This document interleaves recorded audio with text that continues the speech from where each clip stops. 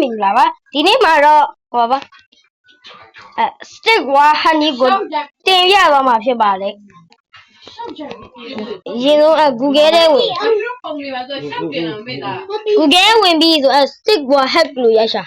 ဒီပါစကားပြောလိုက်အဲ့ခါမှာအတန်းကိုရှာပြီးရင်ခဏစောရရမှာ AN1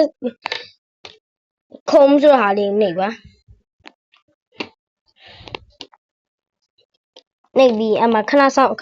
အမပြီးရင်download 9 second ဆောင်ပါစောင်းလိုက်ရ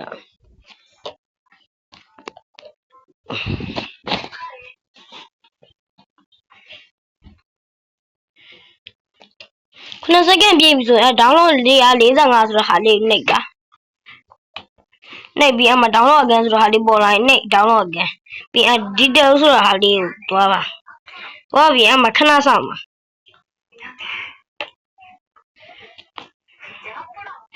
ရပြီဆိုဒီဟာလေးကိုအဲ့လိုနှိပ်လိုက်နှိပ်ပြီးဒီမှာ uncomment ဆိုတော့ခဏဆောင်ပြီး install ဆိုတော့အဲ့လိုနှိပ်လိုက်ပါအဲ့ဒါလုပ်ဖို့ဆိုgame ကိုဖြတ်ထားဖို့လိုပါတယ်အဲ့လိုမဆက်လိုက်ရအဲ့မှာဒီအကြောင်းလေးပြည့်တာကိုခဏဆောင်ဒါ install လုပ်နေရပါ game ဖြတ်ထားတင်ပါတယ်ဒီဟာလုံးမယ်ဆိုကျွန်တော်တို့ဖြတ်ထားတယ်ဆိုရင် install ပြန်လုပ်နေလာရရင်သူကပြီးစာပြမယ်ကျွန်တော်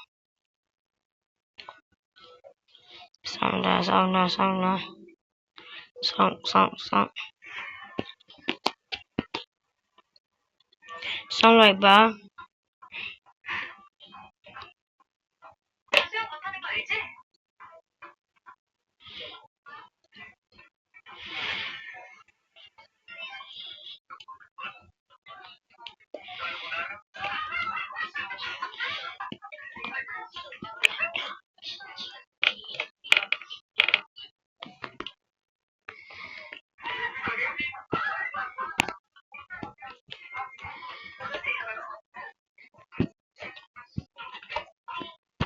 အဲ့ဆိုရင်တော့ဒီနေ့ဗီဒီယိုလေးကလောက်ပါပဲ